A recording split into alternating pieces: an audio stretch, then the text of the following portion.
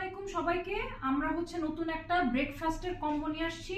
এখানে 4 জনের জন্য 3 দিনের ব্রেকফাস্টের আয়োজন আছে, ঠিক আছে?